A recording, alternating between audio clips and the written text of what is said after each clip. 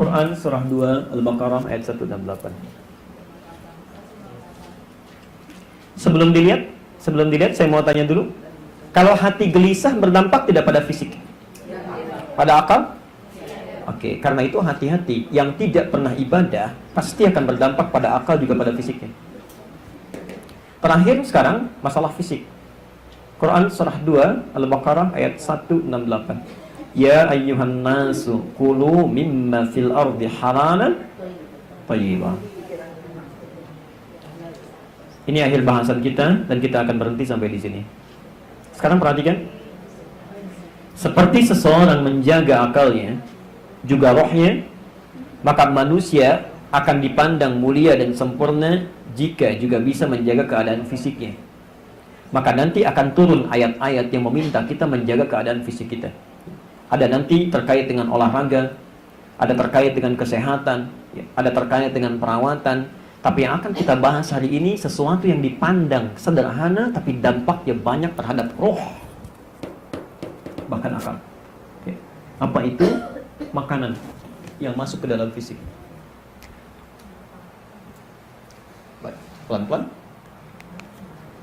Kata Allah, kalau fisik sudah dibuat sempurna oleh Allah, maka mesti dirawat, salah satunya diberikan asupan yang sempurna, yang baik.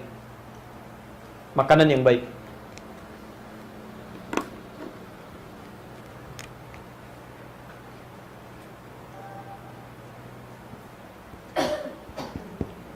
Pelan-pelan.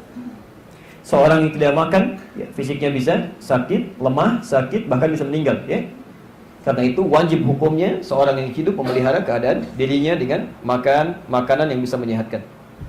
Sekarang perhatikan, aturannya 2. Saya percepat saja. Saya percepat.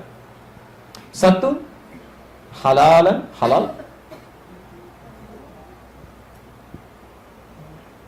Halal. Yang kedua, tayyib.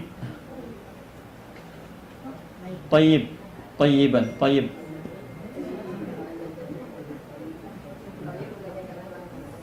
Lihat ayatnya. An-nasu kulu mimma fil ardi halalan tayyiban.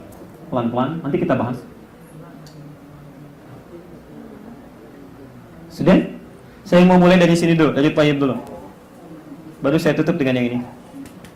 Sekarang perhatikan sini. Kalimat Qur'annya dibuka dengan nas kan? Ya ayuhan nas. Apa artinya nas? Manusia. Baik, manusia itu orang Islam saja atau non-muslim juga? Artinya hukum ini berlaku universal. Walaupun ada non-muslim tidak mengamalkan perintah Quran ini, maka akan berdampak dalam hidupnya. Oke. Jangankan orang Islam, non-muslim kalau nggak makan itu bisa bahaya. Jelas ya? Baik, termasuk orang Islam juga. Jangan berharap misalnya, karena saya muslim sudah bersyahadat nggak makan pun pasti kuat. Tidak. Kamu bisa meninggal juga. Ya. Lihat sini. Thayyib itu kalau dalam bahasa bebasnya yang menyehatkan, baik untuk fisik, yang terbaik, ya. Yang menyehatkan, baik untuk fisik.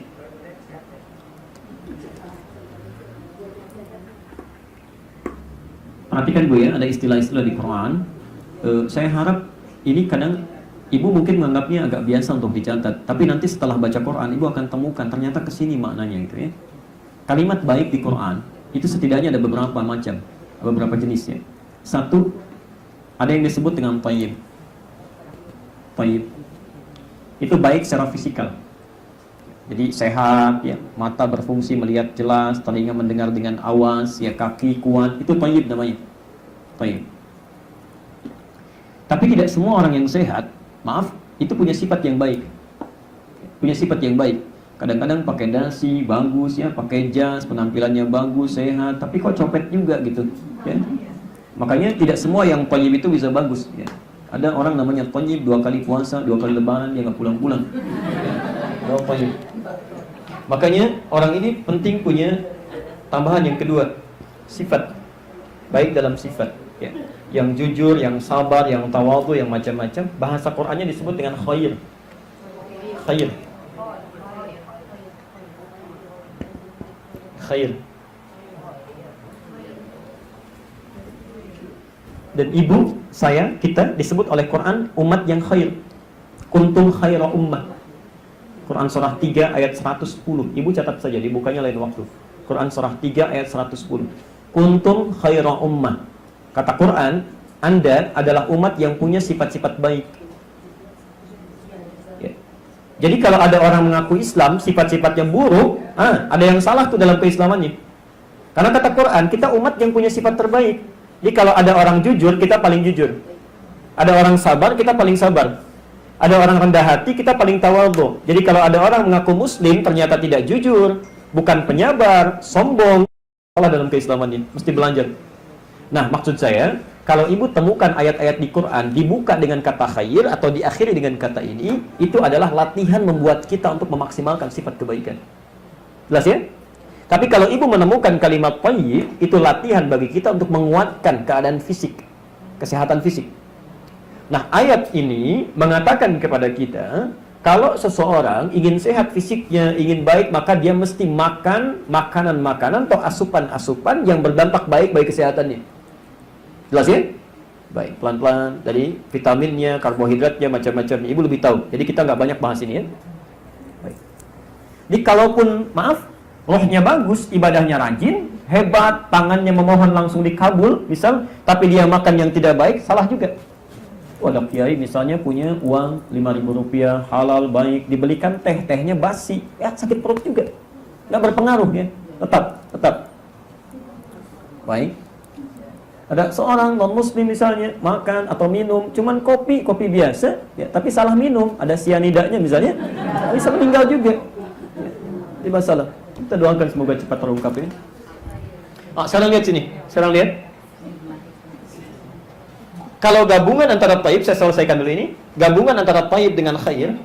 Ya, di khair dengan thayyib kalau digabungkan, fisiknya bagus, sehat, baik, kemudian sifatnya juga baik, itu berubah menjadi saleh.